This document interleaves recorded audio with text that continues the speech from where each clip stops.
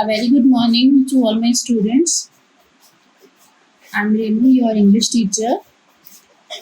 Students, today we will do the poem Rain on the Roof. I have written the difficult words meaning in this poem so that you can read yourself.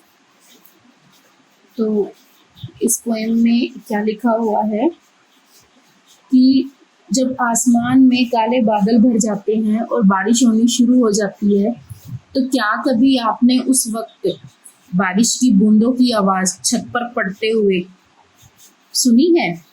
तो उस वक्त आपके दिमाग में कौन कौन से थॉट आते हैं, कौन कौन सी ऐसी यादें आती हैं, कौन कौन से विचार आते हैं जिन्हें आप लेटे हुए बारिश का आनंद लेते हुए सुनते हैं।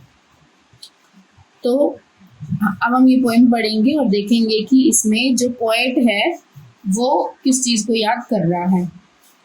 जब आसमान में ये घने बादल मंडराते हैं और तारों सा भरा हुआ आसमान होता है, मतलब कि रात के टाइम तो तारों से भरा हुआ होता है। जब इस तारों से भरे हुए आसमान में घने बादल मंडराते हैं तो वो जो अंधेरा होता है वो ये बयां करता है कि ये बादल कितने उदास हैं। मतलब आसमान जब उदास हो जाता है तो काले रंग के बादल आ जाते हैं और वो काला रंग क्या दिखाता है? आसमान की उदासीनता को दिखाता है। और जब बारिश आती है तो ऐसे लगता है कि वो रो रहा है। और हमें कैसा लगता है? हमें बिस्तर पर सोए हुए तकिया सिर के नीचे रखे हुए उस बारिश की आवाज को सुनते हुए बहुत ही आनंद प्राप्त होता है कि जो हमारे कानों को बहुत ही मधुर सुनाई देती है। एवरी टिंकल ऑन द शिंगल, मतलब छत पर पड़ने वाली हर आवाज, मतलब टाइलों पर पड़ने वाली, लकड़ी की टाइलें, पत्थर की टाइलें, उन पर पड़ने वाली हर आवाज हमारे कानों को बहुत अच्छी लगती है।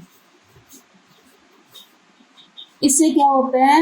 ऐसा लगता है कि ये हमारे हृदय में गूंज रही हो और इतनी ज्यादा हजारों कल्पनाएं हमारे मस्तिष्क में आनी शुरू हो जाती हैं। मतलब हमारे मन के अंदर जो विचार है वो उमड़ने शुरू हो जाते हैं और जो हमारे दिमाग में यादें बसी हुई हैं, हमारे हृदय में हमारे अच्छे लोगों की, हमारे रिश्तेदारों की जो यादें हैं वो हमें आनी शुरू हो जाती हैं। और किस तरह से आती हैं?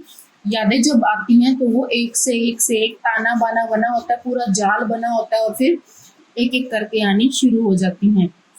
Weave their air threads into roof.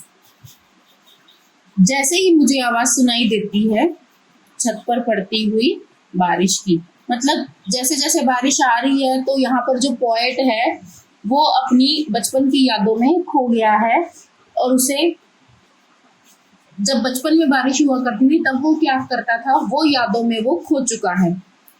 अब उसकी याद में कौन आया है? उसकी मदर।